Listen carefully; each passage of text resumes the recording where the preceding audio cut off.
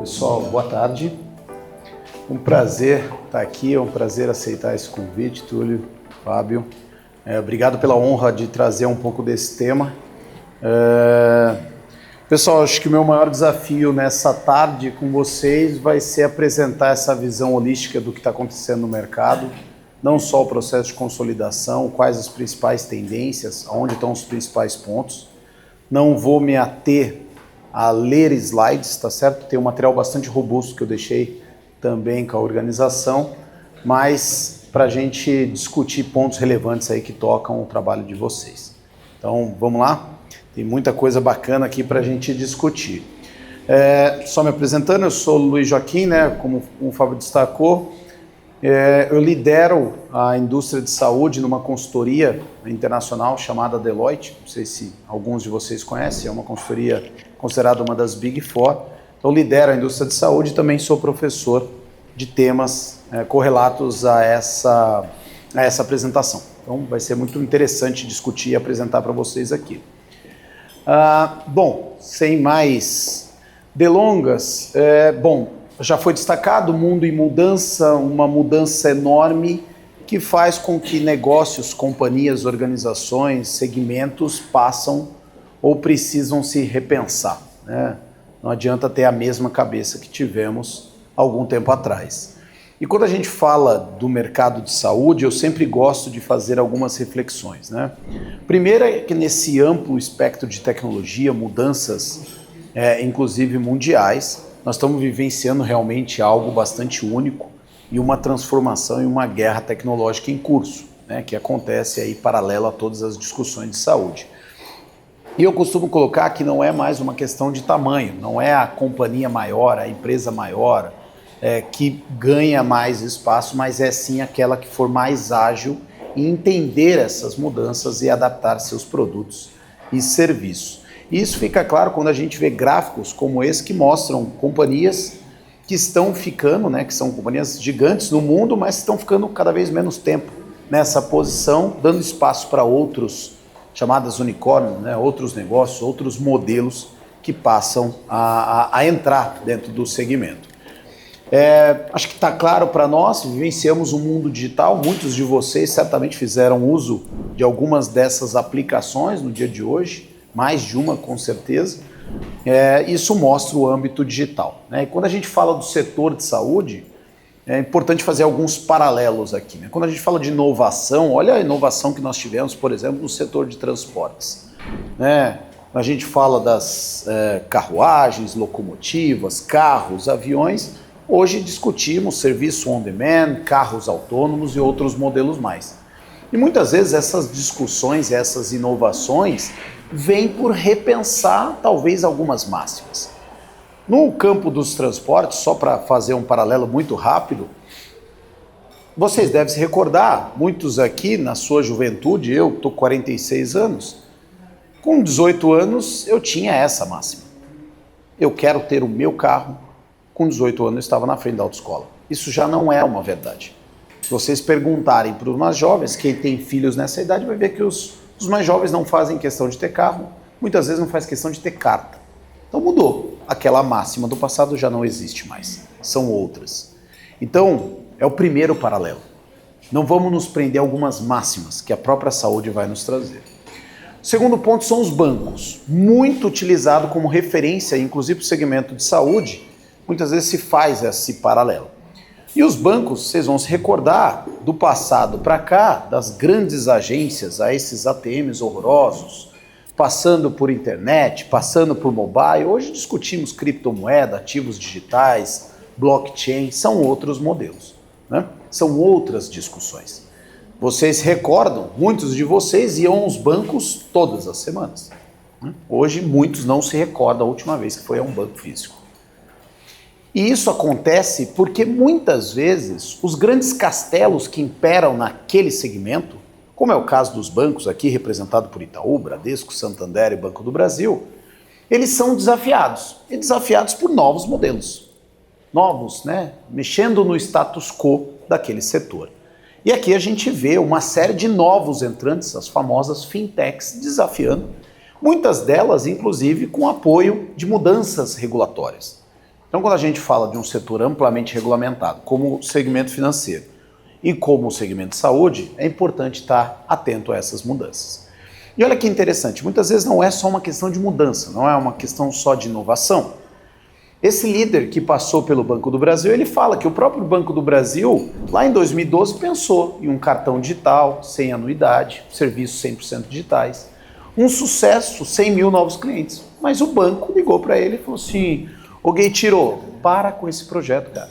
Isso aí vai afetar o banco nosso, principal. Ele para o projeto. Anos depois, 12 anos depois, uma empresa que ninguém conhecia, chamada Nubank, acho que muitos daqui conhecem, inclusive vai pôr nome em estádio, entra nesse segmento e faz exatamente o que o Banco do Brasil deixou de fazer.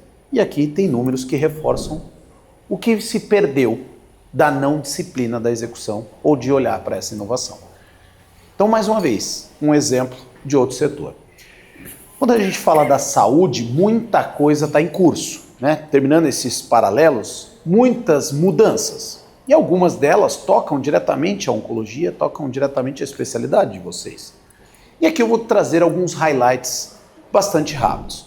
Primeiro, que o custo crescente de cuidado está na frente de todos. É só observar o custo que chega para nós enquanto consumidores e para as organizações e companhias que estão nesse setor. Aqui eu trago alguns dados sobre isso. Expectativas crescentes. O usuário, da mesma forma que começa a experimentar uma série de serviços digitais, novos modelos, seja nos transportes, sejam nos bancos, querem ver também serviços em saúde. Por que não serviços personalizados? E aí mora uma questão muito importante na oncologia. Quando a gente fala de população, a gente fala de um envelhecimento forte. O mundo experimenta um envelhecimento bastante expressivo e o Brasil figura como um dos principais países que trazem esse tipo de velocidade, o que não é um problema. A grande questão é que tipo de envelhecimento teremos, com qualidade, sem qualidade, mas é fato que a gente vai viver mais e já existem, inclusive, muitas pesquisas, muitas evidências que mostram que vamos viver muito mais em alguns anos. Alguns já falam em 150, 200 anos. Tem um pesquisador que já fala que a pessoa que vai viver 150 anos já está entre nós. Então, esse tipo de situação que começa a chamar atenção e começa a colocar novos desafios, mas também novas oportunidades para todos que estão aqui. Nós estamos falando de necessidade de uma evolução na saúde, um modelo muito baseado em papel, muito baseado em processos manuais, na cabeça, e que precisa evoluir o seu modelo em governança, precisa evoluir em questões digitais, além de toda a evolução natural de novas descobertas e novas drogas. E estamos falando de um ambiente extremamente apto e ávido por novas tecnologias, novas incorporações, e isso naturalmente traz mais custos, não necessariamente inovação, que realmente sente, que realmente traga qualidade de vida e mais tempo, mas que trazem necessariamente alguns outros repensares aí. Então nós estamos falando de uma série de mudanças fundamentais de cuidado, seja crônico, de oncologia, saúde, enfim, todo o setor experimenta uma mudança bastante forte e isso são tendências em várias das pesquisas, aqui eu não vou ficar me atendo a cada uma delas. O fato é, hoje, a grande maioria dos sistemas de saúde vem um modelo como esse, extremamente fragmentado, onde nada se conversa com nada, o nosso prontuário espalhado, as informações desconexas, dados desestruturados e uma linha de cuidado integrada bem longe de acontecer. A gente ainda enxerga muito esse mercado. Mas o fato é que algumas evidências mostram que a gente está caminhando para outros modelos, modelos cada vez mais organizados, cada vez mais com esse paciente, com a tecnologia possibilitando esse tipo de nova configuração, mas que eu vou explicar com mais detalhes à frente. O fato é, a gente está saindo de um modelo com essas características para um modelo com essas aqui. Pelo menos é o que se busca, pelo menos são os grandes investimentos. Hoje em saúde falam disso. Quer dizer, menos reativo, menos doença, mais preditivo, menos aberto, cada vez mais preciso e com drogas cada vez mais personalizadas. Então nós estamos falando de um modelo que deve alterar muito o que conhecemos como saúde nos próximos anos. E muitos dos sistemas de saúde, não só dos Estados Unidos como de outros lugares, estão repensando, porque boa parte do orçamento do sistema de saúde ainda são colocados para tratar a doença. Como é que a gente revisita isso e começa a olhar para outros modelos?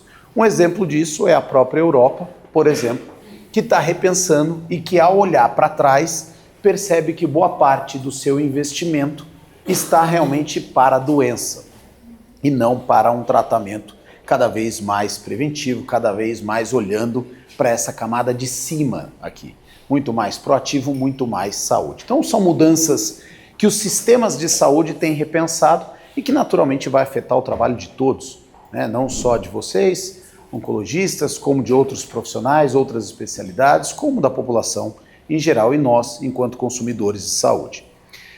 Falando um pouco desse futuro, e eu vou dividir agora a minha fala em 2 atos, eu vou começar pelo consumidor e médico. Quando a gente fala desse tal consumidor, acho que muita coisa mudou. Existe uma teoria que 3 grandes momentos da história, revoluções, guerras e epidemias, normalmente trazem grandes inovações. A gente vivenciou isso, né, alguns anos atrás. Estamos vivenciando guerras atualmente. E isso muda tudo. Muda porque o usuário hoje ele tem um conhecimento limitado. Só perguntar a cada um de vocês quem tem o prontuário na palma da sua mão. Acho que ninguém vai ser capaz de colocar. Algum vai ter de um laboratório ou outro, mas não de todo o sistema de saúde. Então isso acontece hoje. E o profissional de saúde hoje é o grande decisor, mas ele tem um equilíbrio muito forte em questões administrativas. Ele ainda se perde muito tempo do profissional de saúde, seja ele enfermeiro, técnico, médico, em olhar para questões não centrais, não da assistência. E olhando para o futuro, isso deve mudar radicalmente. O paciente cada vez mais vai ser o dono e ter a autonomia da sua saúde, e o médico cada vez mais vai ter mais tempo dedicado, ou se espera mais tempo dedicado para a assistência, para efetivamente cuidar do que importa e ficar menos preso a questões administrativas. É muito comum, vocês clínicos, você vai no hospital, é muito comum um médico passar 40%, 50%, muitas vezes 60% do tempo digitando prontuários, preenchendo papelada, e isso não agrega nada para ninguém, tá certo? E a tecnologia vai mudar isso radicalmente. Então, quando a gente fala nesse futuro sobre a ótica do consumidor e do profissional, muita coisa vai mudar. O advento das novas tecnologias, da inteligência artificial e de novos modelos de saúde vão trazer visões distintas, vão trazer modelos outros, muito habilitados por essa tecnologia. E quanto à assistência? Quando a gente fala dos modelos assistenciais, muita coisa deve mudar. A gente está falando... Opa, deixa eu avançar aqui.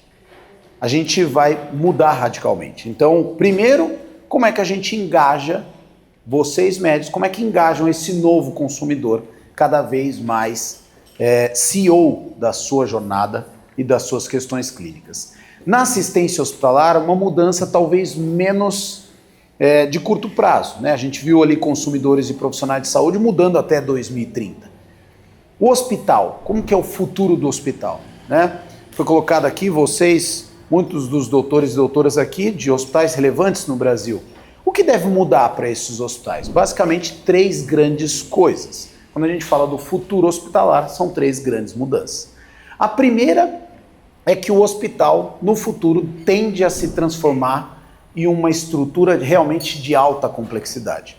Hoje é muito comum você ver dentro das unidades hospitalares, baixa e média, isso deve deixar de existir, um hospital deve focar em outras questões, como traumas, cuidados multidisciplinares e epidemias e pandemias. E o restante? O restante vai para outros serviços orbitado pelo hospital. Então é de se esperar no futuro que o hospital passe a ter a centralidade da alta complexidade e orquestre outros serviços de menor complexidade ao seu redor.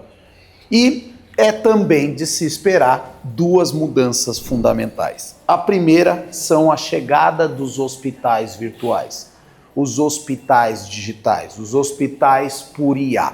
Então nós vamos ver cada vez mais, e em curso eu vou mostrar aqui algumas ações nesse sentido. E por hora, uma mudança importante. No futuro se espera muito a questão do Hospital at Home.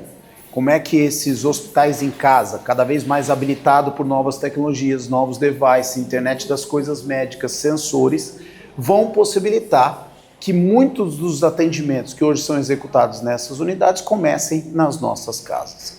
Então, evidências, quando a gente fala de futuro da saúde, passa muito por essas mudanças. Os hospitais, muita tecnologia, uma incorporação tecnológica forte, desde gêmeos digitais, réplicas digitais. Já existem hospitais em São Paulo, por exemplo, Sírio-Libanês, que toda a parte da manutenção você já tem o hospital todo desenhado no ambiente digital.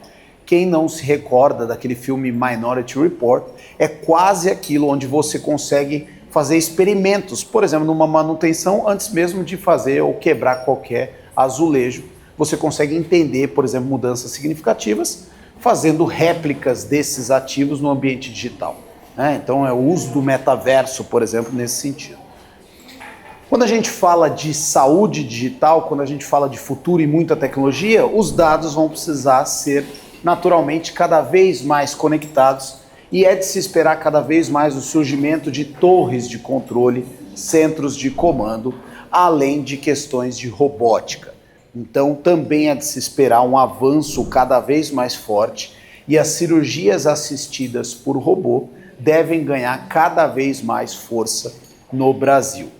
2 anos atrás eu tive com o Paulo Guedes, o ex-ministro da Economia, por exemplo, ele depois que deixou o antigo governo, ele vem se dedicando inteiramente a questões, por exemplo, de cirurgias robóticas. Então, são exercícios que a gente tem visto em muitas das farmas, muitas das empresas de medical device, de equipamentos, vêm apostando nesse sentido. Enfim, o hospital passa a ser cada vez mais inteligente, as estruturas assistenciais remodelando os seus modelos da comunicação ao diagnóstico contínuo, de quartos inteligentes a áreas renovadas. Quer dizer, uma mudança que se espera bastante forte. Mas nós estamos falando de mais uma visão para 2040. Agora, daqui até 2040 tem muita coisa acontecendo, né?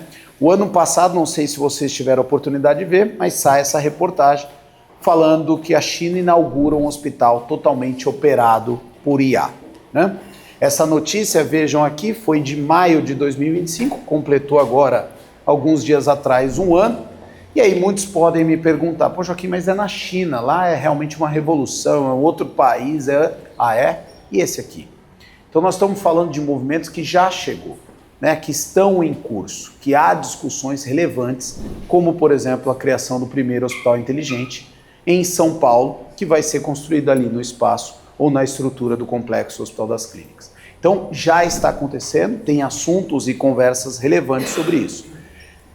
Salas conectadas e robóticas também é uma verdade. Se a gente olhar para algumas reportagens, já está acontecendo. Quer dizer, muito desses avanços que vocês experimentam no dia a dia, realmente a gente também enxerga. E, inclusive, startups como essa daqui, dedicadas a entregar exatamente aquilo que a gente comentou do Hospital at Home. Quer dizer, já existem empresas que nascem com o conceito e olhando para esse futuro da saúde, como é o caso do hospital em casa, né?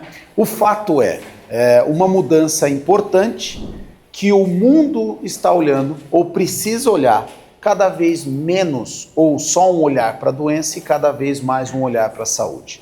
Tá claro que do jeito que está, ninguém vai conseguir fechar a conta.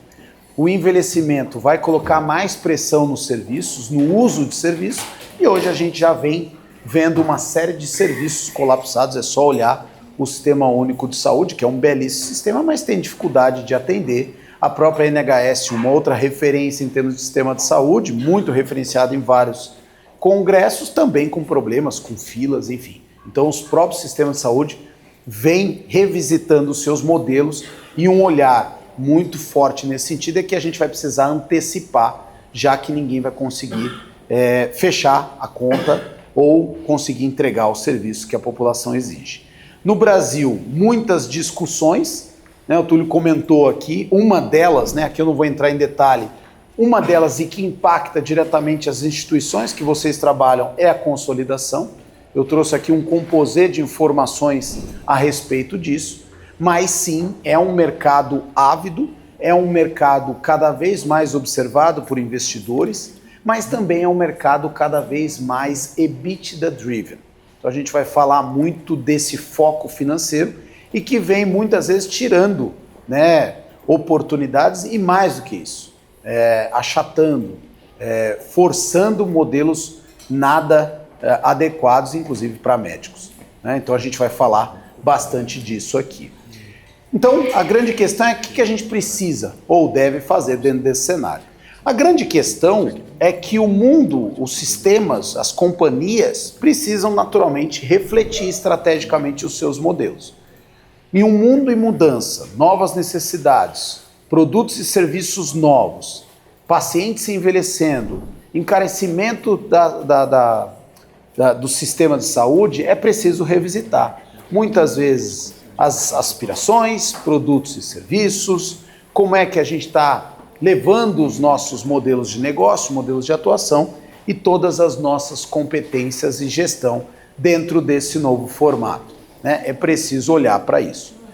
Quando a gente fala do Brasil, e agora deixando de falar do futuro, mas olhando para as perspectivas atuais, que também é tema da nossa fala aqui, nós estamos vivenciando essa cadeia de valor. Quando a gente fala de saúde, é importante a gente entender onde nós estamos inseridos, onde vocês estão inseridos, sejam como consumidores, sejam como médicos, né? Nós estamos falando do paciente, seja ele saudável ou não, fazendo uso por meio de fontes pagadoras, com meio dos nossos impostos ou fazendo pagamentos, né, via RHs, grande propulsor aí de planos de saúde, ou nós financiando de maneira individual. Temos a intermediação feita pelo SUS e pelos planos de saúde, e aí chegam os serviços efetivamente entregues à população, sejam eles públicos ou privados. Aqui estamos falando de atenção primária, secundária, terciária, hospitais, clínicas, laboratórios. Não podemos esquecer, e temos aqui representantes da indústria, né, que trazem o insumo necessário para toda essa roda girar, além de outros grandes papéis que são executados dentro dessa cadeia. É uma cadeia de valor complexa, é uma cadeia de valor que traz desafios enormes, mas que dentro de todo esse conceito, uma coisa chama atenção. Hoje já não vivenciamos o setor de saúde. Os setores, agora já não existem mais fronteiras. É muito comum ver empresas de outro setor no setor de saúde. Empresas de telecom no setor de saúde, empresas de consumo no setor de saúde. Então a gente tem visto isso de maneira bastante forte. Falando do Brasil, dos 203 milhões de brasileiros, de acordo com o último IBGE, o último número da Agência Nacional destaca esse número como a população privilegiada, eu diria, que tem acesso à saúde privada. Nós estamos falando de basicamente um pouco mais de 26% da população, quase 53 milhões de brasileiros hoje têm acesso a um plano de saúde, seja via sua empresa, seja comprando diretamente, e isso lhe dá esse acesso. A grande questão é que, olhando para esse número de usuários, a gente percebe que, comparando o número atual com o número de anos atrás, não crescemos muito assim. Mas, considerando que de 2014, nesse lado do gráfico, nós tivemos uma recessão no nosso país, então muita gente deixa a saúde privada e volta ao sistema único, e pós-pandemia, vejam aqui o impacto da pandemia, a gente percebe aí uma volta. O que reforça a tese de que as pessoas buscam acesso, né? Quando a gente fala de saúde, a gente fala do terceiro maior desejo das pessoas. Se a gente parar qualquer pessoa aqui na Henrique Schaumann, nós vamos entender que moradia, educação, saúde são as 3 primeiras ambições. Então, ter acesso ao sistema de saúde é uma ambição, mas a gente vai ver à frente, está cada vez mais caro e cada vez de um acesso mais limitado. Falando do Brasil atualmente, né, vou trazer alguns highlights das estratégias e desse mercado em consolidação. Estamos falando de um mercado com ampla desigualdade. Um exemplo disso, não que seja uma máxima principal, mas traz um pouco desse contexto, Essa aqui é a taxa de expectativa de vida do brasileiro, segundo o último levantamento. A grande questão é que essa taxa aqui é uma média do Brasil. Só que o Brasil é muito grande para a gente falar de média. Quando a gente olha entre Santa Catarina e Maranhão, essa diferença fica em 8 anos e meio de diferença entre as regiões. Aí vocês vão me perguntar, pô Joaquim, mas nós estamos falando de dois estados muito distantes. São realmente 2 países diferentes. Tá certo. Se nós formos para Minas Gerais, entre Belo Horizonte e as cidades periféricas de Minas Gerais, nós temos 12 anos de diferença. E não precisamos ir muito longe. Se a gente for em São Paulo, a expectativa de vida de alguém que mora no bairro mais rico de São Paulo para o bairro mais pobre bate 20 anos de diferença. Quer dizer, nós estamos falando de uma desigualdade entre bairros. Me diga o seu CEP e eu vou dizer quanto tempo você tem de expectativa de vida numa média. Então isso é muito crítico. Agora, isso só reforça uma série de problemas atuais que o sistema de saúde público e privado brasileiro apresenta. Sejam de desigualdade, seja de acesso, seja de financiamento insuficiente, novos modelos EBITDA-driven, lacunas de prevenção, gaps, corrupção, quer dizer, tem um popurrí de coisas aí, né? E quando a gente olha para os números do Brasil, nós estamos falando de algo acima de 9% do PIB, isso é o que se gasta em saúde. Em 2024, a gente ultrapassa R$1 trilhão em gastos em saúde, considerando os 2 sistemas, público e privados. Aqui vocês conseguem observar o que é a parte pública dessa história e desse gasto. São 42%, tripartite, porque nós temos a colaboração de municípios, estados e federação para fechar essa conta do SUS. E do lado privado, basicamente dividido em 2 partes, os 58%, nós temos a saúde suplementar com os planos de saúde e os gastos particulares, que são os gastos quando, por exemplo, fazemos uso de consultas populares, vamos à farmácia e tudo mais. Então esse aqui é um pouco do contexto e que mostra se 75% da população usa exclusivamente o SUS, 42% é o gasto, está claro aqui um subfinanciamento, está aqui uma dificuldade enorme de fechar as contas, por exemplo, do ambiente público. Isso porque quando eu comparo o Brasil, olham esse gráfico, olhando pelo eixo X ali, é o percentual de pessoas acima de 65 anos. Notem que o Brasil é um país relativamente jovem em relação a outros no mundo, né? O Japão chama muito atenção pelo seu envelhecimento. Agora, quando a gente olha pelo eixo Y, a gente percebe que os gastos em relação do PIB, o Brasil é muito próximo de países, por exemplo, como os países da Europa, a média dos países da OCDE. Quer dizer que o Brasil gasta, em relação ao PIB, mais ou menos o mesmo percentual que outros, sendo muito mais jovem. A dúvida é, e quando o Brasil envelhecer a passos largos, o que já vem acontecendo? Qual o impacto disso? Será que esse custo sobe? Será que teremos dinheiro? Será que outras linhas vão ser diminuídas? Será que a gente chega aos Estados Unidos, que tem um gasto enorme, quase 17% do seu PIB? São questões relevantes quando a gente fala do desafio do sistema brasileiro. E como eu disse, um sistema que tende a ganhar muito envelhecimento. Aqui, números que mostram essa taxa e a expectativa. E, por exemplo, a inversão da pirâmide. Por exemplo, hoje nós estamos falando de 11,5% de pessoas acima de 65 anos. Veja que a gente deve chegar a mais de quase 1/3 da população daqui a alguns anos. Então isso vai trazer naturalmente mais desafios. A pirâmide etária deve mudar de uma pirâmide para um losango em breve, quiçá uma pirâmide invertida no futuro, o que mais uma vez traz desafios no atendimento à saúde, mas traz oportunidades de crescimento para cada um aqui. Falando desse envelhecimento, apesar das novas técnicas, das novas canetas emagrecedoras, ainda isso tem um impacto muito pequeno quando a gente olha da população. Boa parte da população não consegue fazer uso dessas canetas e envelhecimento, seja com obesidade ou sobrepeso, ainda é uma dor. Esse aqui é uma publicação desse ano que reforça a tese de que há uma preocupação ainda muito forte sobre as questões de como a gente está envelhecendo. Então não é só uma questão de envelhecimento, é a qualidade desse envelhecimento. Falando de capacidade instalada, né, para a gente entender o que é o Brasil para responder a isso. O Brasil hoje tem 2,1 leitos para cada 1.000 habitantes. Isso é um dos indicadores que os países acabam monitorando para ver a sua capacidade de entrega. 2,1 leitos, a média 2,9. Não é à toa que a gente ainda vem percebendo uma série de construções de novos hospitais, de redes relevantes como Redditor, Unimedes e outras mais. Então há sim um descasamento. E isso considerando a média. Se a gente pegar e tirar as capitais, nós estamos falando de menos de 1 leito para cada 1.000 em várias cidades do interior. Então, um problema bastante forte. Capacidade médica, né? Vocês fazem parte dessa categoria.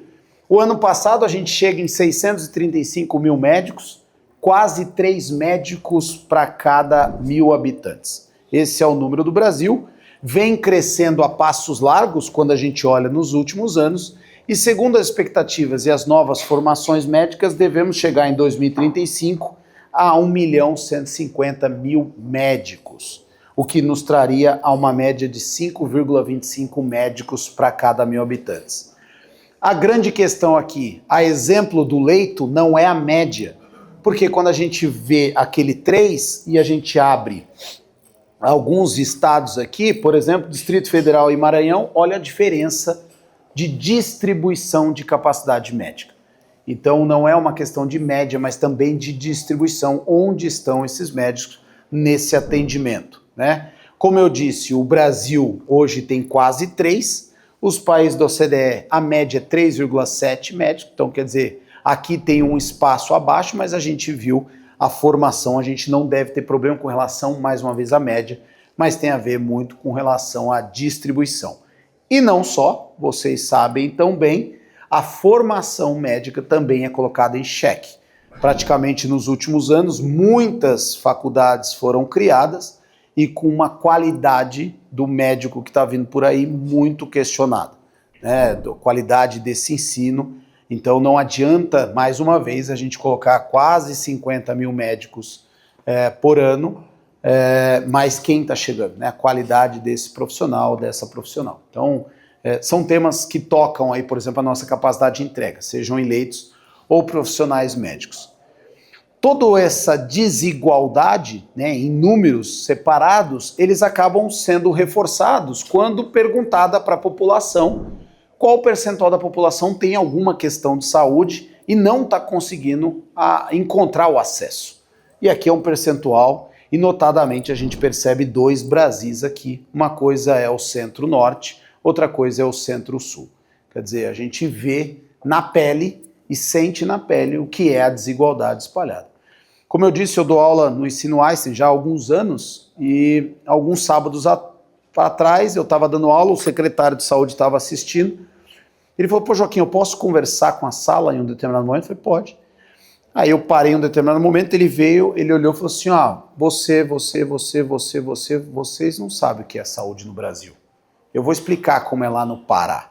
E aí ele começou a dar números avassaladores do que é assistência em São Paulo, ou na Grande São Paulo, do que é no Pará, do que é numa cidade que é a maior em extensão geográfica, que é Altamira, fica lá no estado dele, e a dificuldade entre os dois hospitais de 1.000 quilômetros de distância.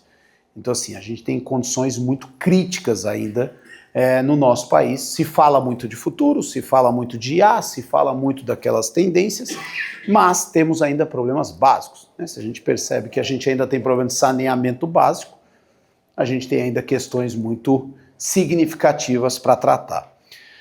Outra questão que eu gostaria de chamar a atenção aqui, eu não sei o quanto vocês estão observando esse movimento, mas existe uma discussão no Brasil chamada Open Health. É uma discussão a exemplo do que aconteceu nos bancos, o Open Banking ou Open Finance, a questão da interoperabilidade. Como é que a gente garante a continuidade assistencial? Não necessariamente um prontuário único, a gente não vai ou não se imagina ter um prontuário só para todos os hospitais, não faz muito sentido, mas a interoperabilidade deles, a conectividade deles. Hoje eles não se conversam, os padrões de comunicação não são adequados, as tecnologias não estão preparadas, não existe time para fazer isso e a gente precisa olhar para isso. Então quando a gente fala desse movimento, essa aqui é uma reportagem que saiu anteontem, então eu fiz questão de trazer, dia 13/5, onde uma das secretárias do Ministério da Saúde, a Ana Estela Haddad, que lidera o CEDIG, fala sobre esse momento de interoperabilidade no país. Basicamente, ela cita aqui, eu deixo para vocês aqui o link, para quem quiser acompanhar a reportagem. Basicamente, ela fala o seguinte: tem dois movimentos. Um movimento no setor público, que é basicamente a conectividade entre prontuários do sistema público, e eles estão usando dois sistemas muito comumente no Brasil, o AGHU e o AGHUSE. Não sei se vocês já tiveram a oportunidade de se tratar em algum hospital com esse sistema, mas são sistemas que estão sendo conectados. O próprio Einstein faz o uso dessa ferramenta, desse prontuário nos hospitais públicos que ele atende. Esse ano, o ano passado, eles estão operando agora no Hospital Central de Cuiabá, e é esse o sistema. E isso está sendo usado em vários lugares, e essa reportagem acaba citando isso. Outra coisa é o ambiente privado, que eu acho que aí naturalmente tocam muitos vocês. Esse aqui é um projeto que, a exemplo do ambiente público, o Inova HC, no Hospital das Clínicas de São Paulo, Instituto de Inovação, em conjunto com a B3, uma empresa ligada ao setor financeiro, monta um projeto chamado Open Care Interop. Isso aqui interessa a vocês, ou deveria interessar fortemente, porque isso vai trazer uma outra realidade de como os dados vão ser conectados, como é que os prontuários do ambiente privado, que hoje não se conversam, como é que eles vão ser. Isso aqui é parte desse projeto, também não vou entrar no detalhe. Ele buscou minimamente responder os desafios da interoperabilidade, e uma coisa só que eu gostaria de chamar a atenção de vocês: o sistema de interoperabilidade Open Health no Brasil não vai se utilizar de referência de nenhum outro sistema de saúde do mundo. Não foi o da Finlândia, não foi do NHS, não foi do Canadá, não está sendo utilizado esses outros modelos. A referência é o próprio sistema financeiro. O próprio Open Finance vai ser a base desse modelo, é como ele está sendo desenhado dentro desse projeto. É um projeto que traz aqui alguns detalhes de conectividade entre esses players privados. Alguns nomes já estão em curso dentro dessa discussão, nomes que inclusive muitos doutores e doutoras daqui fazem parte, e a ideia é testar nessas instituições um novo ambiente onde ele se conversa, minimamente por mensageria, mas que quando um paciente no futuro, vamos imaginar assim, tentando ser muito simplista, vamos imaginar que um paciente vá até o seu consultório, ele nesse momento ele vai poder te consentir ter acesso aos dados dele. O que vai acontecer nesse momento? Você vai dar um comando em algum sistema, é essa plataforma que está sendo testada, esse sistema vai buscar marcadores no CPF desse paciente em todos os lugares que ele passou. Então, aonde eu, Joaquim, passei durante a minha vida, seja no Fleury, no Einstein, no Samaritano, ou qualquer outra unidade assistencial, essa informação é trazida de uma maneira, vamos chamar, temporária. Então essa informação é como se eu tivesse uma foto, trago junto todas as informações e você, médico, vai ter condição de acessar o meu histórico, reunindo todas essas informações de todas as unidades que eu passei. Quando você terminar o tratamento, terminar a sua consulta, quando você der o comando, essa informação some, porque você não puxou essa informação. Ela continuou na onde ela estava originalmente, você só teve uma visualização disso. Então ela desaparece e é assim que está acontecendo. E o teste vai se dar em algumas dessas unidades hospitalares de medicina diagnóstica e outros players. Bradesco Saúde também está dentro desse conceito. Esse é um projeto que começou efetivamente esse ano, então se espera grandes avanços nos próximos 6 meses para se testar se esse modelo funciona ou não. Certamente tem muitas críticas, vai funcionar, não vai funcionar, faz sentido, não faz sentido, mas ele foi a forma como essas instituições entenderam para a gente partir. O fato é, quando se pediu lá atrás, falou assim, não vou citar nomes, empresa, me dá os seus dados para a gente criar um data lake? Não vou dar. Me dá os dados? Não vou dar. Mas o dado é do paciente. Mas eu não vou dar. O fato é, essa resistência fez eles mudarem a lógica e agora vai ser por mensagem usando desses barramentos financeiros, usando um pouco da experiência do Pix e do Drex. Tem um pouco disso por trás, via blockchain. É assim que a gente deve experimentar a saúde. Um grande avanço de interoperabilidade, então não à toa a secretária há 2 dias atrás, trouxe aquela informação, né? Então, alguns benefícios notadamente aí para profissionais, para pacientes, enfim, também se espera desse tratamento. Lembrando que a gente está em piloto e muita coisa deve acontecer. Então, isso aqui é um pouco disso daí. O que eu queria fazer agora com vocês é para a gente entender, né, como o Túlio destacou, essa questão da consolidação e do momento atual. Eu vou fazer alguns mergulhos, só para que a gente tenha uma visão clara do que está acontecendo em cada segmento. Vamos começar por esse segmento aqui, ó, planos de saúde. Acho que toca e tem muito reflexo em muitos do que vocês sentiram, seja de aperto, de salários, de honorários, atrasos. Nós vamos falar disso agora. Quando a gente fala de planos de saúde, pessoal, se a gente voltasse no tempo, e aí o Túlio destacou, né, a consolidação, se a gente voltasse lá para 2012, estes eram os maiores planos de saúde em número de usuários. Números de usuários. Vejam ao longo do tempo o que aconteceu. Nós estamos falando de muitas fusões e aquisições, muito capital estrangeiro, muitas movimentações, quebras, muitos deixaram de existir nesse período, uma mudança significativa nas primeiras colocações. Inclusive em 2021, os 2 primeiros colocados acabam se fundindo, criando uma das maiores em números de usuários que hoje a gente tem, que é o Grupo Apvida Notre Dame Intermédio. Então, o que a gente vê hoje é muito diferente do que a gente via lá atrás. E isso só reforça o quanto o mercado está dinâmico, o quanto movimentos de fusão, aquisição e JVs estão acontecendo no setor. O fato é, quando a gente abre aqueles 53 milhões de usuários, a gente enxerga esses principais nomes. Então nós estamos falando desses números quando a gente olha na agência. Então se vocês forem na agência nacional, falar, me levanta os maiores, vocês vão ver esse. Só que vocês vão notar aqui que Notre Dame está aqui e a Apvida está aqui, mas essas empresas pertencem ao mesmo grupo. É que na agência ainda permanecem separadas. Ainda existem 2 empresas da Bradesco. Então, quando eu faço a junção disso, é esse o formato das top 16 planos de saúde no Brasil em número de usuários.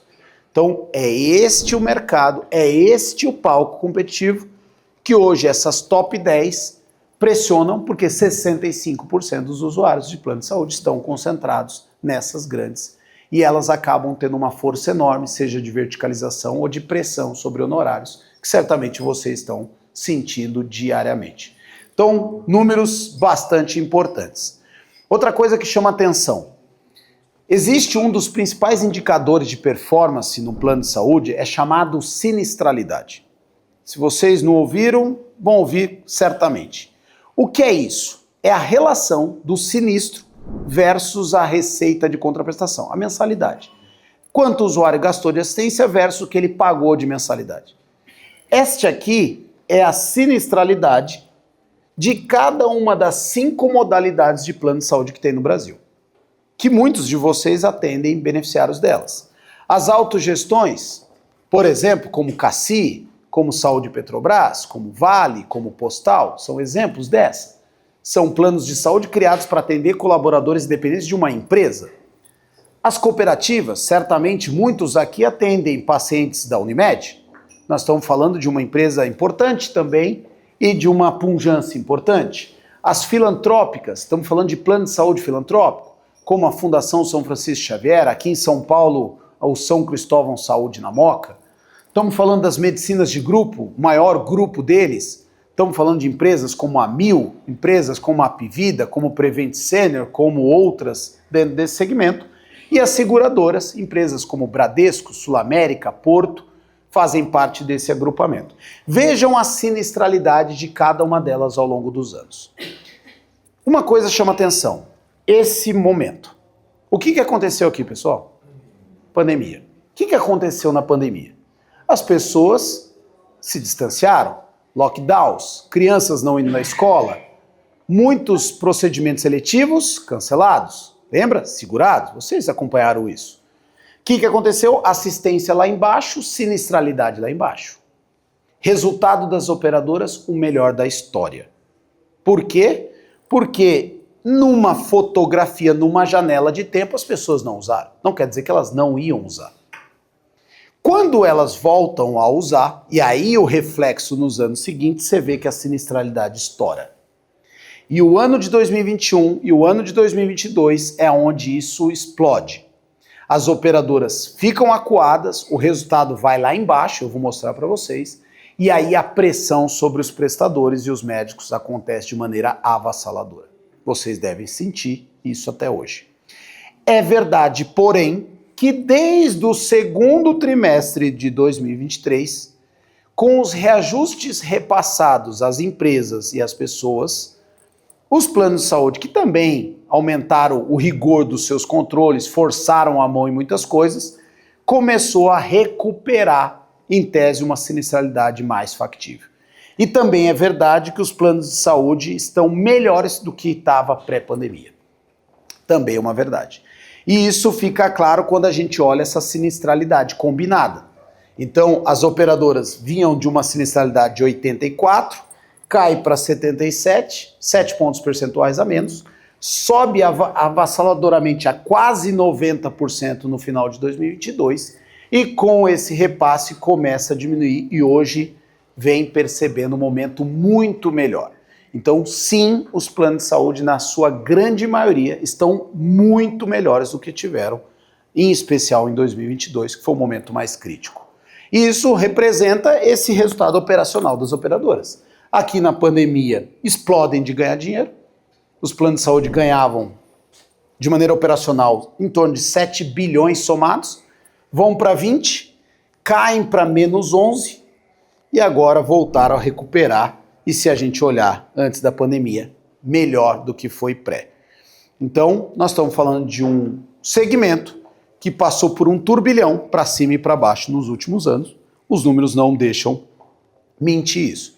E muitas daquelas fusões e aquisições aconteceram em meio a todo esse movimento.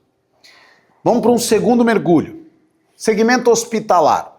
Quando a gente fala de hospitais, nós estamos falando do ano passado, nós atingimos quase 6.600 hospitais no Brasil, separados nos 3 tipos. Estamos falando de administração pública, filantrópicos ou inteiramente privados. Essa aqui é a distribuição. A grande questão é que quando a gente olha essa quantidade de hospitais e quando cruza com a quantidade de leitos totais, a gente vê no Brasil uma média de quase 70 leitos para cada hospital. O que isso quer dizer? Que a média de leitos dos hospitais brasileiros giram em torno de 70, o que é muito baixo perante as questões de escala. Então não é à toa que a gente tem visto cada vez mais hospitais ampliando as suas estruturas, grupos hospitalares buscando hospitais maiores, porque hospitais pequenos, de pequeno e médio porte, dificilmente eles têm escala para sobreviver às suas operações, e por isso os grandes grupos vivem um momento, hospitais independentes vivem outro. Então é um pouco dentro desse contexto.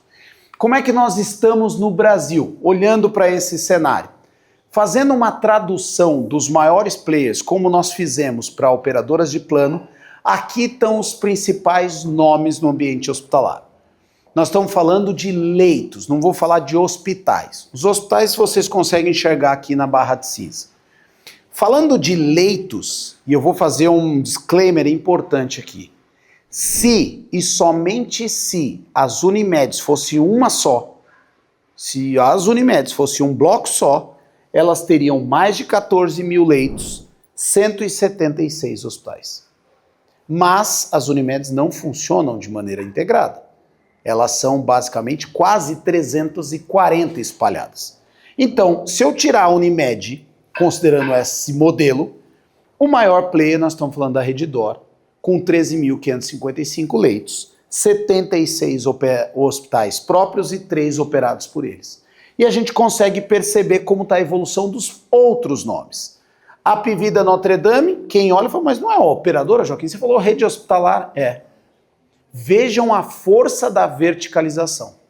Só a Apvida tem 84 hospitais, mais de 7.500 leitos totais. Então vejam que entre os maiores players hospitalares existem operadoras verticalizadas. Isso mostra um pouco do tom da verticalização e do ambiente hoje no Brasil. E aí, outro nome chama atenção aqui. Um nome que inclusive fez aniversário no mês passado, que segundo a sua CFO é uma startup de 120 anos, considerando o Hospital Samaritano de Higienópolis. Nós estamos falando da Rede Américas, uma JV constituída entre hospitais da Amil e da DASA, que se unem e que hoje apresentam 25 hospitais, um pouco mais de 4.300 leitos.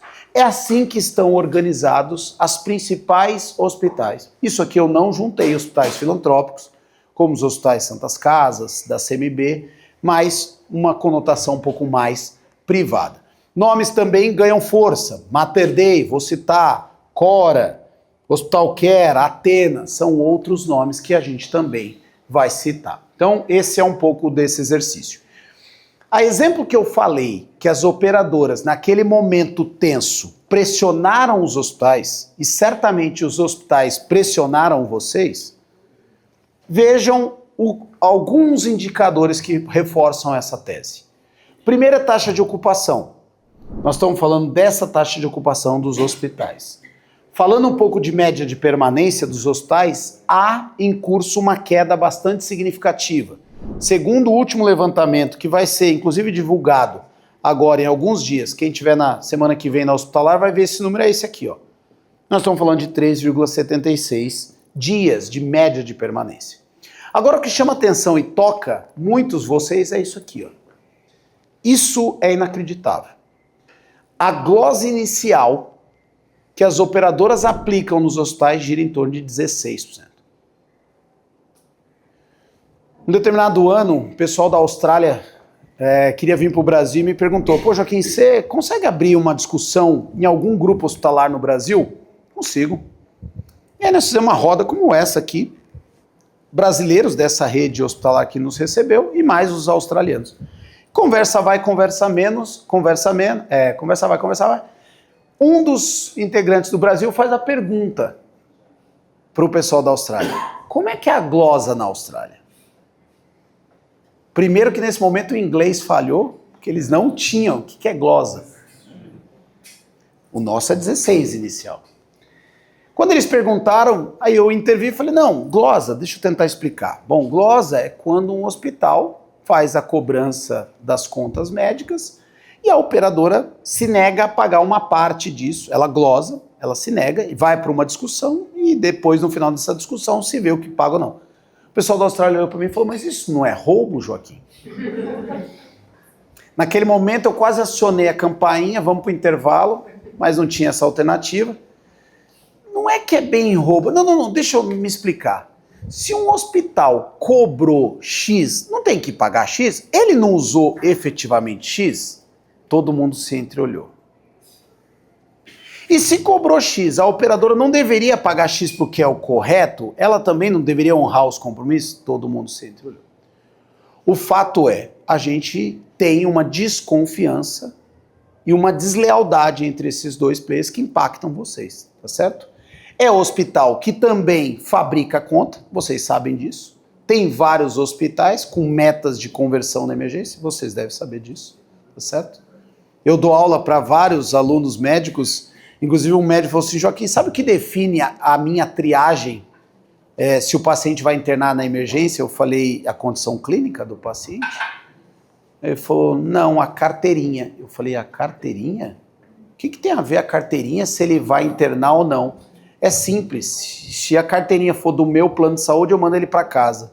Se for de outro plano de saúde, eu vou ganhar com ele no meu hospital, eu interno. É esse tipo de cenário. E do outro lado, operadoras que fazem caixa no momento de Selic alta, em cima dos prestadores, em cima do dinheiro de vocês, tá certo? O que também não é nada legal. O fato é, isso, né, essa glosa inicial e essa glosa final, que está todo errado, mas contabilmente é o que aparece, é muito maior que isso. Eu diria algo em torno de metade disso aqui. Entre 5% e 7% fácil é a glosa final. Então, quer dizer, há uma desconfiança importante. E fora a questão da glosa, ainda tem o prazo. Vocês estão recebendo rápido as contas, não? Olha aí. Só do ano passado, de 24 para 25, olha o salto. É isso aí. É fazer caixa em cima de vocês. Então, é um pouco desse cenário de discussão, o que provoca uma queda no resultado dos hospitais, né? Quando a gente olha a capacidade de entrega dos hospitais tem caído, com exceção dos grandes grupos que a gente também vai comentar. Falando de oncologia, não vou entrar em detalhes, vocês conhecem tão bem a especialidade de vocês. Essa reportagem saiu há poucos dias, vocês devem ter visto, falando sobre o setor de oncologia, o quanto ele é promissor sobre a ótica futura. Deixo também o link para vocês olharem, quem não viu essa reportagem. Fala um pouco de números do setor, como isso cresceu, a população, o número de pacientes atendidos, o que reforça a tese que é um mercado que ainda deve crescer, deve dobrar, e o que se espera olhando para frente são esses números aqui.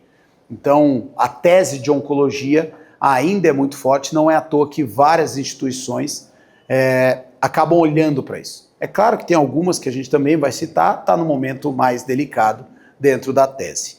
Falando de medicina diagnóstica também, só para não deixar de passar, só uma pergunta, qual a maior empresa de medicina diagnóstica do Brasil? O que vocês acham? Chutem. DASA, boa. Quem é o segundo? Fleury. Fleury compra o terceiro, se junta com o terceiro, quem? Opa! Pardini. Quem é o quarto? Seibin. Boa. Então bem. Olhar a apresentação, tá bem mesmo. Quem é o próximo? Salomão já é do grupo. Olha o próximo. Aliança, seguido de DB e a FIP. Então quando a gente fala do mercado de medicina diagnóstica, é um pouco desse horizonte aqui. Então, pessoal, nós estamos falando de margens apertadas, novos modelos, a consolidação, né, que foi tão tocada aqui em curso. Vocês vão ver 3 grandes mudanças: aquisições, quando uma empresa compra outra, minoritária ou majoritária; fusões, quando se juntam em uma CNPJ só; ou JVs. E é dentro desse terceiro que a gente vê muitos movimentos. A JV da Bradesco com a Redditor, a JV do Einstein com Fleury e outros mais. Então, aqui um pouco desse mercado em ampla ebulição, as consolidações, as fusões e aquisições que tocaram o Brasil. É verdade que 2021 foi um ano avassalador, né? Esse período foi um ano de intensa movimentação. Selic alta, também Selic a 2 aqui, facilitava muito. Mas quando esse número muda, quando a instabilidade financeira, quando a alavancagem impacta, nós tivemos uma diminuição forte. Mas o ano passado foi um ano relativamente melhor do que os anos anteriores. E aí, pessoal, até pelo tempo, não vai dar para a gente entrar, mas eu trouxe aqui um pupurri dessas empresas. Quando a gente fala do setor de saúde, basicamente a gente fala de grandes movimentações desses negócios, né? Vou tentar resumir isso em mais 10 minutos, pode ser? Vamos lá. Pessoal, primeiro, o surgimento dos cartões de desconto. Um mercado que entra entre o plano de saúde e o SUS. Só para você ter uma ideia, essa empresa, Cartão de Todos, tem 7 milhões de famílias que compram isso aqui. Somando a quantidade de dependentes, nós estamos falando de algo perto de 19 milhões de usuários. Se o Brasil tem 203, nós estamos falando de quase 10% da população faz uso de cartões de desconto, né? E o cartão de desconto, por exemplo, trabalha muito em linha com essa clínica, que é também no grupo, mas eles separaram os negócios, que é a Amor Saúde. Outra empresa que vem ganhando força e mudando o seu modelo, Raia Drogasil. Quem pensou numa farmácia pura e simplesmente está vendo uma empresa de telesaúde, está vendo uma empresa de exames, está vendo uma empresa de sistema de saúde, e que, pasmem, vinha inclusive trazendo terror para as empresas de medicina diagnóstica, só que agora começa a ter um representante de peso atrás dela. Quem ouviu? Quem que entrou nesse mercado e que está assustando esse aqui? Mercado Livre. Vai entrar e vai começar a comercializar medicamentos. Enfim, veja o mercado como ele está em ampla mudança, né? Inclusive regulatória, com muita certeza. Outros nomes, né? Quem não conhece o Grupo Santa, o maior grupo do Centro-Oeste, uma potência lá, desce para São Paulo agora com a aquisição de uma empresa em Bauru. Estamos falando do Sírio-Libanês, acho que tem alguns aqui que trabalham no Sírio, que teve uma mudança de comando recente. O ex-presidente do Hospital das Clínicas agora assume o Sírio-Libanês, o Tom Zé. Einstein, que tem uma expansão muito forte no setor público, como eu disse, assume o Hospital Central, mais 3 hospitais. O Einstein, que o ano passado teve uma belíssima notícia, parte do 22º melhor hospital para o 16º melhor. Então, acaba figurando aí de maneira bastante interessante também no mercado hospitalar mundial. Aqui os principais hospitais segundo esse ranking, né? Não vou entrar no detalhe. Outros nomes, Unimed, como a gente falou, são 336 Unimedes, são quase 20 milhões de usuários. Vejam, olha a potência que é isso também, quase 10%. Se a gente olhar os planos de saúde, nós estamos falando de quase 35% dos planos de saúde são Unimed.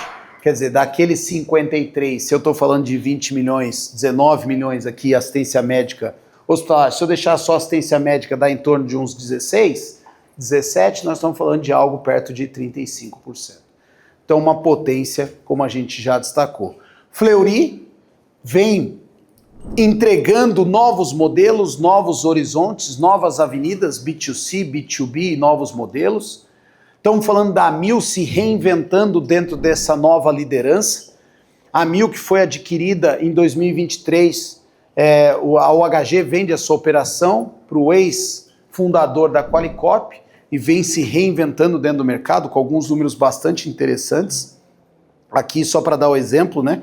A Amil, quando foi adquirida, ela perdia 4 bilhões por ano. No primeiro ano da nova gestão foi para 620 positivo e o ano passado, em 2025, divulga um resultado de 5,4. Quer dizer, uma empresa que saiu de menos 4 bilhões para 5,4 positivo.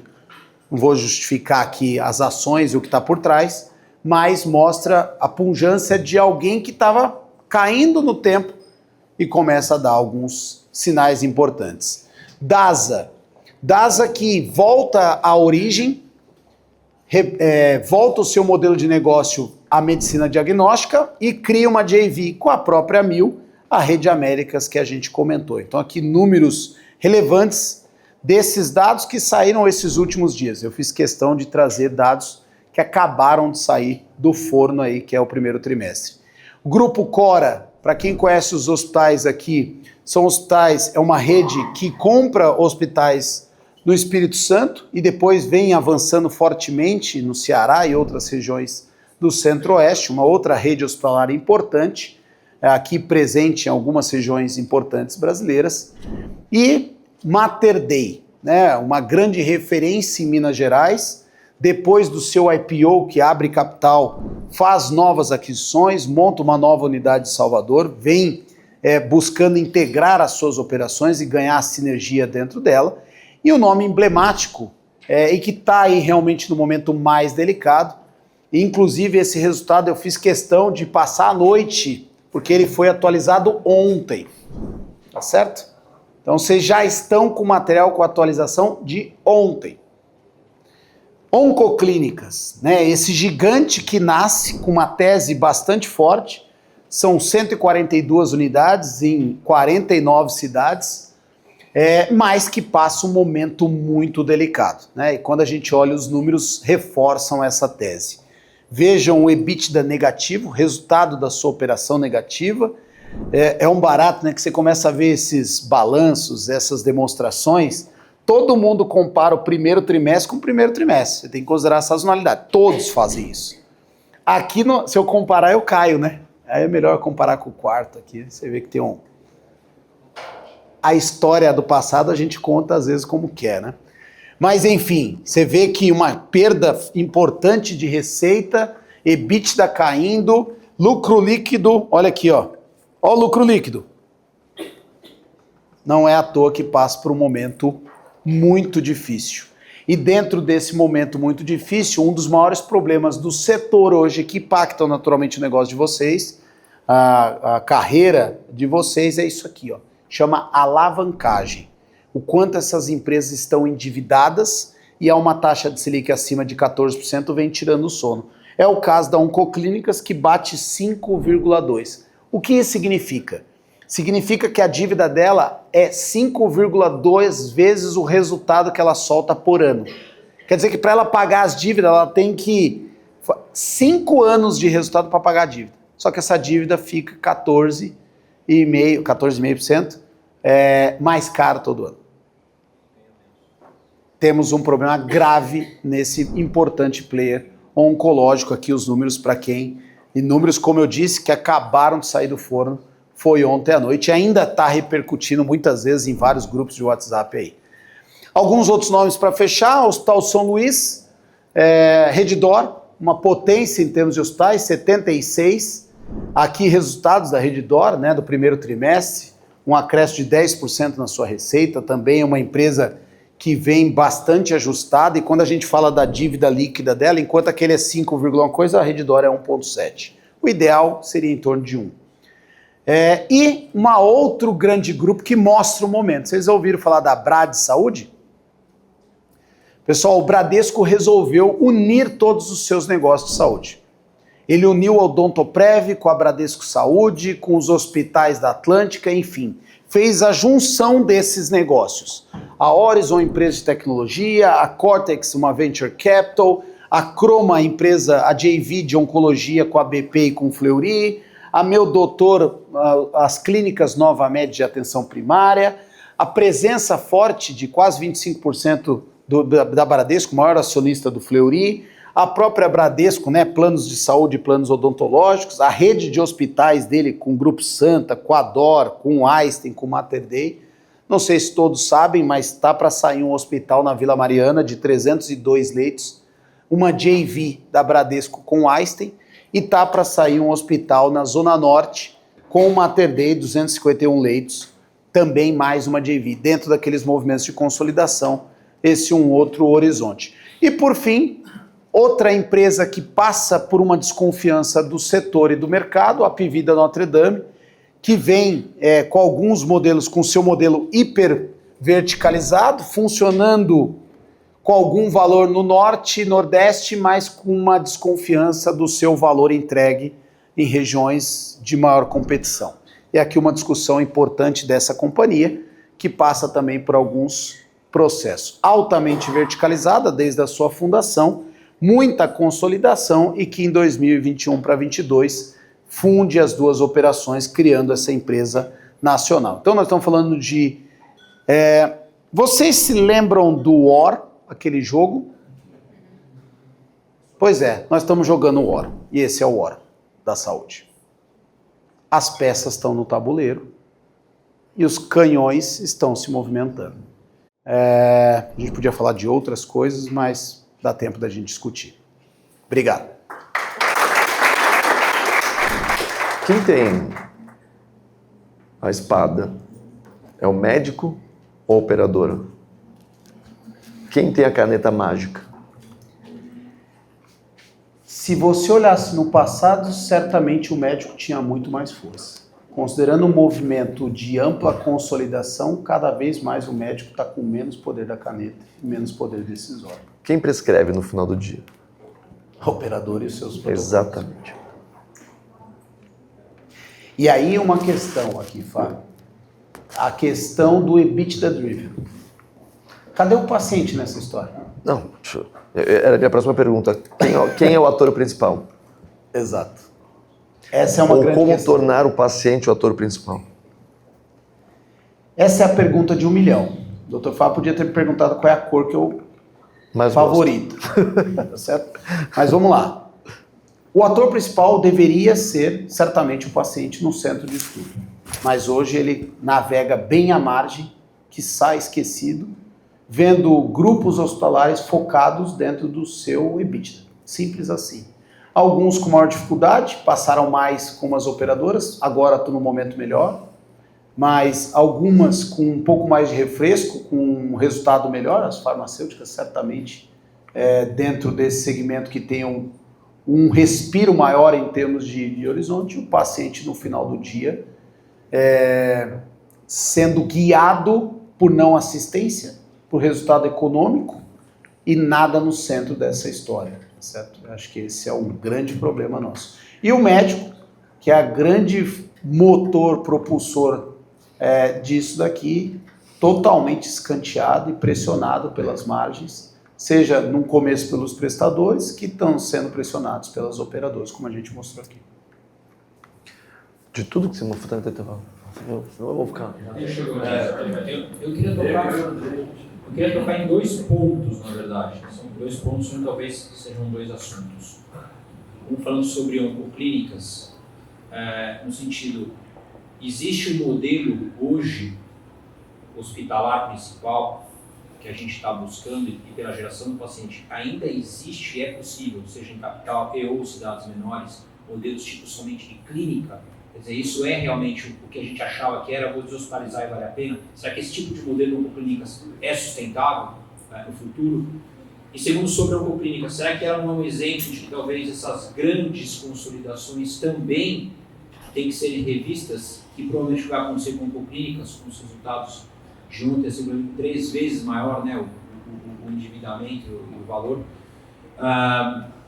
Será que isso não é uma possibilidade de a gente voltar a ter clínicas menores e isso vai se distribuir de novo para as cidades menores? Então esse é o ponto oncoclínicas que eu quero dizer. Então, um grande grupo versus a possibilidade de você praticar uma oncologia, falando aqui da oncologia ambulatorial apenas, né, como business.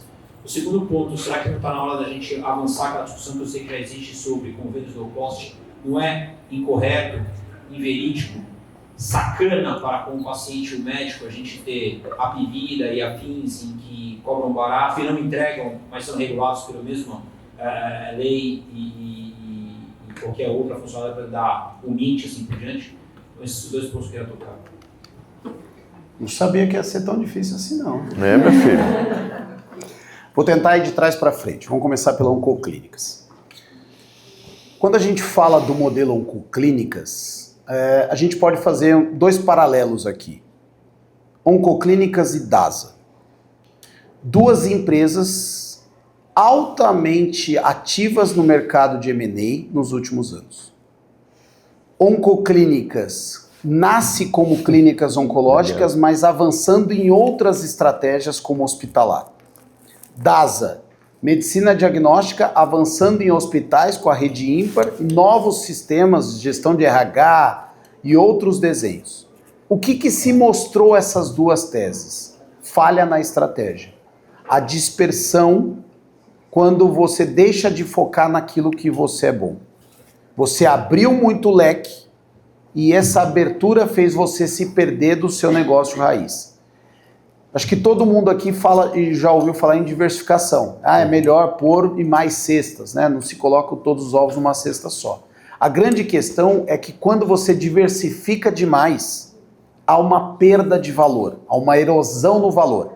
E o que eu falo na erosão no valor? A soma das partes individuais é menor do que elas individualmente somadas. Então quando você traz isso tudo para um negócio, muitas se perderam. E eu acho que DASA e oncoclínicas fizeram isso. Tiveram erros nas suas estratégias de ampliar muito os horizontes e eu não diria que o futuro volta para as clínicas menores, mas volta para talvez modelos focados naquilo que eles realmente fazem de melhor e que consigam trazer eficiência. Não necessariamente pequeno ou grande, eu acho que isso é relativo.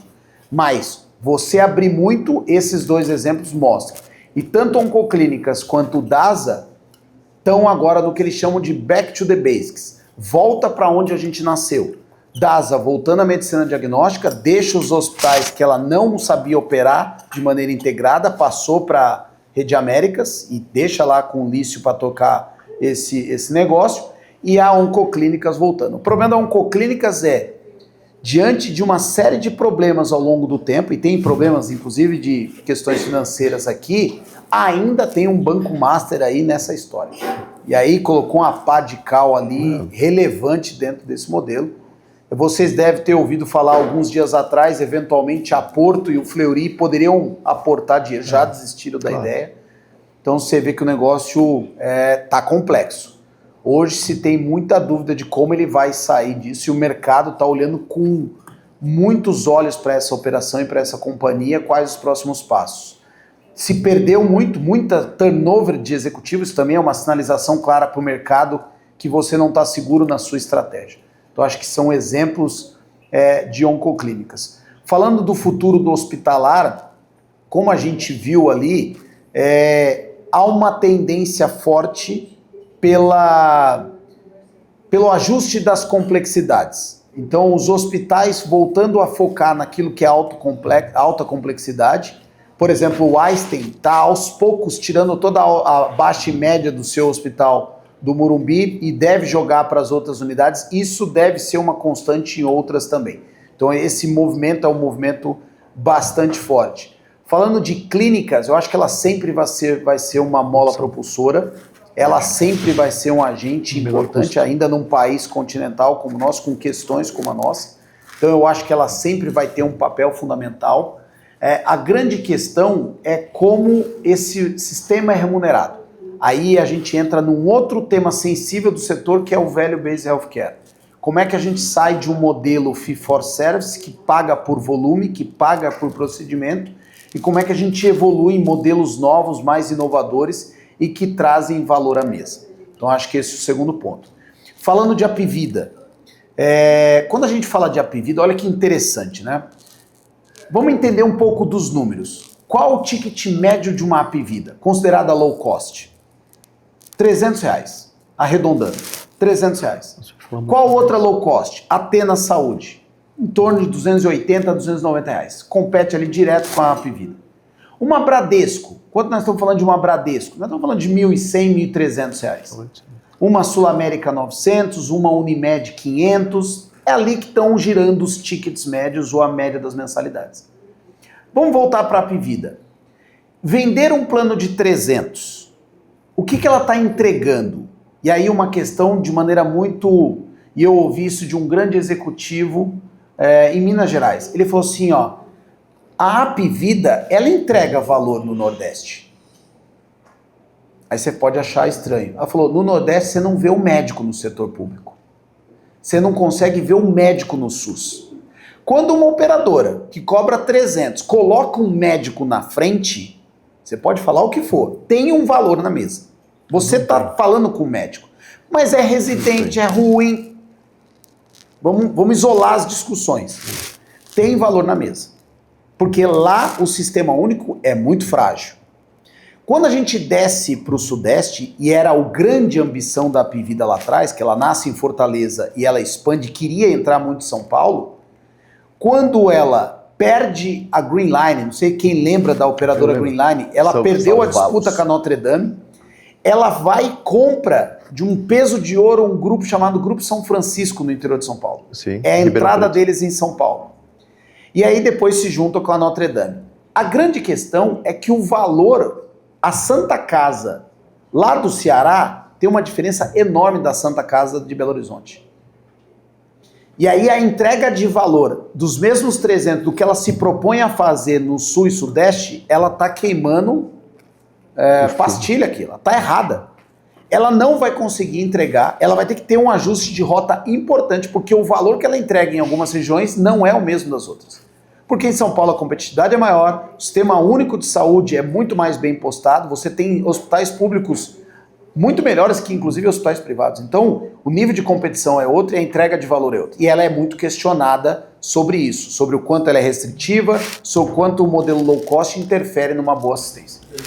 Eles vieram para cá com uma sinistralidade que eles faziam baixíssima, porque eles encaminhavam pacientes ao SUS. Exato. Ainda tinha o que eles chamavam de rebocoterapia, que era isso aí. Eles já foram perdoados de praticamente 1 bilhão de dívida no ano passado. Né? Exato. Então, assim, eles encaminhavam e fizeram essa dívida e foram perdoados porque esses pacientes caem para o sistema de saúde, todos a coisa complica. Não só por custo, mas por fila.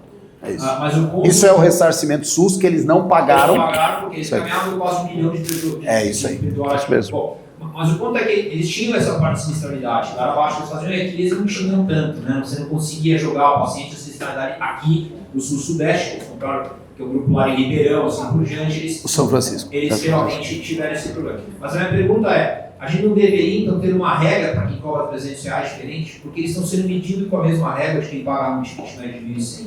E o paciente, quando ele compra o plano dele de R$300, ele acha que ele está tendo o mesmo plano de R$1.100. Então, não é errado e a gente não deve discutir isso urgente para colocar. E eu acho que é excelente ter um plano low cost. eu não acho que é alternativa para quem tem para quem tem plano de saúde, eu acho que é alternativa para quem está no SUS. Não, Você vai ter um pouquinho de dinheiro e vai Exato. sair do SUS, você melhora o país, Exato. você facilita o país e você dá o mínimo de ajuste. Mas será que a gente não tem que discutir, não tem que ir lá para cima e falar, olha, precisamos regulamentar este nível de prestação de serviço? Esse é o meu ponto. Não, esse seu ponto tá preciso, doutor Andrei. O que acontece é o seguinte, aqui não se respeita contrato, tá certo? Isso é um problema. Então, quando você vende um plano de 300, você tem que entregar 300. O que você falou que você ia entregar, você entrega. O problema é que, de um lado da operadora, ela vende uma coisa e entrega outra. Do outro, um usuário que está acostumado a um cheque em branco, compra 300 e quer 600, quer o de 1.000, judicializa. Então, eu vejo o erro dos dois lados. Eu vejo a necessidade de um reaculturamento da saúde. Nós, enquanto consumidores de plano de saúde, a gente está acostumado a uma discussão de acesso, custo e qualidade muito incorreta. Se você vai em outros países como a Itália, você não acorda e vai no médico que você quer. Tem um médico específico de atenção primária no seu bairro que vai te atender. Você não pode ir no outro bairro ser atendido. Aqui, a gente desvirtuou. A gente acorda, eu pago o plano, eu posso ir no médico que eu quero. Essa dor de cabeça eu vou procurar um neuro. Mas por que é um neuro? É porque eu vou. Ah, bateu lá, não era neuro, é outro. Tudo bem. Eu não tenho sentimento de perda. Só que esse gasto, ele volta e a população não está vendo isso. Então, sim, precisamos de aculturamento, precisamos de letramento, precisamos indicar. Isso não necessariamente é um problema da Apvida. É um problema dos consumidores que também precisam passar e de você ter realmente organismos de controle e de educação. Acho que a gente, em educação e saúde, a gente ainda é muito frágil e a Apvida e outros modelos padecem ou se usam disso a seu favor. Joaquim, parabéns. Você mencionou, eu vou falar sem microfone. Você mencionou bem o embate que existe hoje entre operador e prestador, né, e um braço de ferro que provavelmente está todo mundo saindo perdendo. Quem ganha dinheiro hoje no Brasil no mercado de saúde? Isso é uma grande questão. Nós estamos falando de soma zero, né? Na verdade, quem está perdendo no final do dia é o paciente, ponto. Isso, fato. Médico, ponto, fato. Só para você ter uma ideia, esse cartão, esses dias numa aula eu estava discutindo isso, esses cartões de desconto, tá certo? Que nasce como uma possibilidade ao SUS. E aí só um exemplo, a Apvida uma vez fez um cálculo em 2021 que ela fez a seguinte estimativa, olha que interessante, está em linha com o que o doutor André colocou. Ela pegou quem tem plano de saúde, ela isolou quem tem plano de saúde, tira desse número. Pega os brasileiros, tira quem tem plano de saúde, sobrou um número. Ela pegou desse número que não tem plano de saúde, separa quem tem um salário mínimo, que ganha um salário mínimo para cima. Na leitura da Apvida, quem ganha um salário mínimo na época, para cima, tinha algum nível de condição de comprar algum serviço privado. Ela não precisava depender exclusivamente do SUS. Que número era esse? 64 milhões. Quer dizer que nos números da Apvida de 2021, existiam 64 milhões de brasileiros com algum nível de condição de fazer uso de algum serviço privado. É ali que nasce os espaços para cartões de desconto, como o cartão de todos, doutor consulta e outros mais. Então, sim, tem um espaço entre o SUS e o plano. É claro que a Apvida quer ser a primeira opção em termos de plano. Como ela é low cost, ela tem uma tese de ser um modelo extremamente verticalizado, extremamente focado em custo e que vai dar uma opção mais barata. A grande questão é como esse trade-off está afetando efetivamente uma assistência bem prestada e de acordo com o que deveria ser. Então, quando a gente olha para esses cartões e esses modelos, a gente vê isso. O cartão de desconto, por exemplo, você contrata o cartão, você paga, se eu não me engano, R$30 de mensalidade e quando você precisar usar, acho que a consulta é R$40. Se uma consulta é R$40, quanto você acha que está indo para o médico? 4. 12? R$10? Faz sentido? Aí você vê médicos fazendo produção, também faz sentido? Não, mas como é que você fecha a conta com R$12? Esse é um problema grave. Prazer, eu sou o Diogo. Desculpa, Tudo bem, Diogo? Eu queria agora trazer essa discussão do lado do médico. Tá? Que o médico, isso tudo, ele é um funcionário direto e indiretamente isso aqui tudo. Na minha visão, para o médico, é melhor que tenha muita competição entre os pagadores. É melhor que nenhuma cresça muito. Né? Porque assim, elas vão brigar entre elas, então eles vão tentar atrair mais médicos para as suas posições, né? E oferecer melhores condições para o médico, etc. Então, alguém vence essa competição, ela se consolida, e o médico tem menos opção, e o médico mais refém, ela pode pagar menos para o médico. É o que acontece nos lugares que a Unimed domina, nos lugares que a Apivida domina. Né? Então aqui em São Paulo nós temos condições relativamente boas, já foram melhores, mas relativamente boas, porque tem essa competição em todos eles. Um BH da ver todo mundo Unimed, são reféns da Unimed, reféns da Apivida, etc. Né? Então nesse cenário que está se desenvolvendo de tem uma consolidação dos pequenos grupinhos vão desaparecer, né? Mas a gente ainda vai ter uma briga de 4, 5 grandes grupos. Né? Você vê isso como positivo para o médico a médio prazo? Ou esses grupos uma hora vão se entender, fazer um acordão e atacar os médicos todos? Eu vejo que a consolidação é irreversível e inevitável. Ponto. Não adianta pensar que isso vai parar, não vai. E um movimento de ganho de escala, e quem tem escala tem tido resultados melhores, é de se esperar que vai continuar acontecendo. Hospitais pequenos e médios vão se juntar de alguma forma. Operadoras de menos de 20 mil vidas vão sumir do mapa. Ou vão se juntar formando grupos maiores. Isso vai ser inevitável. Por que a média do EBITDA, né, que é o resultado do negócio dos hospitais é 11, por que a Redditor é 26? Por que ela consegue ser 2,5 vezes mais eficiente? Porque ela compra bem, porque ela vende bem. Basicamente por esses dois processos.